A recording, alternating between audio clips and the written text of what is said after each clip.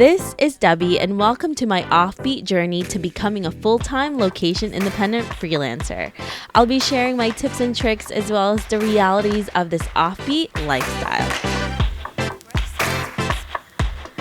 Hey everyone, and welcome to another episode of my Offbeat journey, where I am currently sharing with you ways that you can launch your own podcast. So this week I am going to continue with this series, and I'm thinking this is probably going to be the last part of it. So we've talked about finding your niche, really helping you launch all of this stuff. And also, just to mention this, go to howtocreateapodcast.com because I actually have a masterclass where I am going to be sharing with you how to launch your podcast like a pro and get into more details about this, right? So just go visit howtocreateapodcast.com to join that masterclass. It's free and it has more details on how to launch your podcast.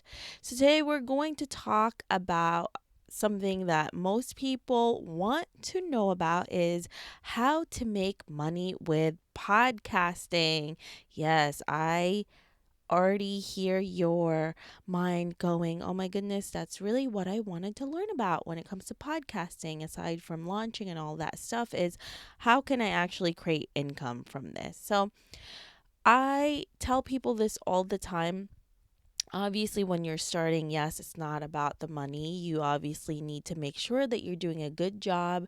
You're putting content out there that people really want, but also don't be afraid to make sure that you're still thinking about this, even though you are a newbie. And that's really one of the podcasting myths that I like to debunk is that you don't make any money as a beginner, and that's not true at all. You know, some of you may know this, but I started creating income after 6 months, and some of you will probably be able to create income even a lot sooner than that. So make sure that you have that in mind, is that there's really, nothing stopping you from creating income right from the beginning. And I want to share with you a few things that you can do to start creating income. So, the first thing that you can do is actually start going into affiliates. A lot of people are thinking, okay, well, what the hell is that? So, affiliate means that a company will allow you to um, get a coupon or some sort of a link that whenever somebody purchases something from that link, you get a percentage from that. So there's companies like Canva, Podbean, and all these other companies that will allow you to be an affiliate for them. So whenever you mention their company and you get a sale from that, you get a percentage from it. So this is really a great way for beginners to kind of dive into monetization, even if you don't have a lot of audience. So you can start practicing how to place ads on your show. And it's also great because you don't have to worry about pitching, negotiating, any of that stuff. It gets a little more complicated once you start talking to brands, and I'll also talk about that in a little bit. So, yeah, go to um, find these companies that will really align with your show. Again, make sure that you know who your audience is because that's super important. Once you find that out, then start reaching out to these companies that would really align with what you're doing as well. You don't want to just reach out to people that is not proper for you and your audience as well. Another way that you could create income is through merchandise. This is one great way to do that. I haven't done it personally, but I do know that podcasters do this, especially when you have a really great following. Maybe there's logos or quotes that you do that would really work well on merchandise, like t-shirts, mugs, anything that you could put your logo or quotes or whatever it is that you want to do, some sort of artwork that goes along with your brand, is a really great way to do that. And you could push it onto your podcast, you could add it onto your website, all of that stuff. Another way that you can create income is through Patreon. So Patreon is when your audience actually donates money so that you can keep your show going. So a Patreon, I said Patreon. Patreon is really a way for them to be able to help you keep your show up and running, right? And there's some people that actually do it in tiers. Like, for example, tier 1, they donate $10 and they get a mention on the show. Tier 2, they donate $50, they get a mention and maybe an ebook or something like that. So it just, the more they donate, the more they get from you. Um, and another way that you could create income is also one of my favorites, is through digital products. So, for example, you can push out ebooks, all of those things that you really don't need merchandise in, that would be really useful for your audience. So, ebooks, e-courses, programs like that, that's all digital, is another great way for you to be able to create income with their show.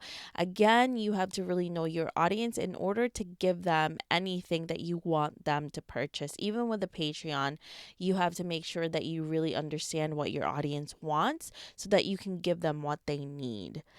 And the next thing, and also my favorite, and really where I made most of the income that I made so far with my podcast, is through brand sponsorships, right? So this is when you either reach out to the brand or the brand reaches out to you, and you negotiate terms and you start putting ads onto your podcast and any other platforms that you can think of that will create a win-win situation for everybody. And I'm going to reiterate this again because this is super important.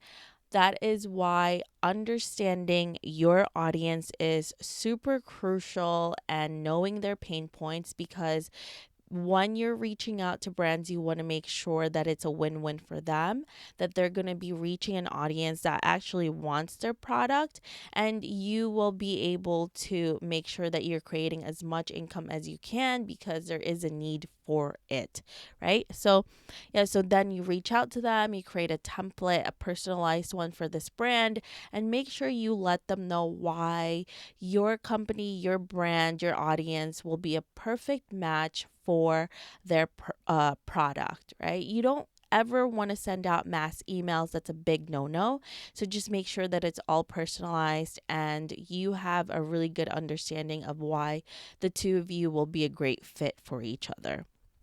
Yeah, so that's really how you can start creating income even as a newbie. Obviously, there's more in terms of that. So if you want to learn more about more information, just make sure to go to howtocreateapodcast.com. I have more details. I have articles there.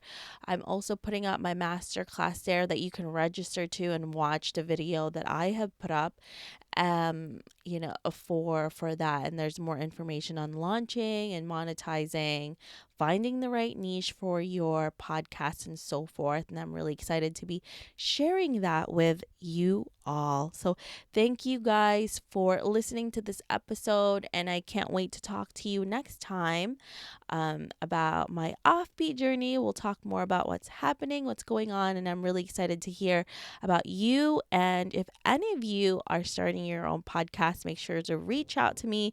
I love to hear how you are getting on with that journey. I will talk to you all soon. Hey Offbeat family, I really appreciate you listening to this episode. I would love to hear more from you and what you think of the podcast. Suggestions on guests, topics we can discuss, or maybe you just want to be friends. Why don't we chat some more on Facebook at The OB Life, or send me a message at hello@theoffbeatlife.com.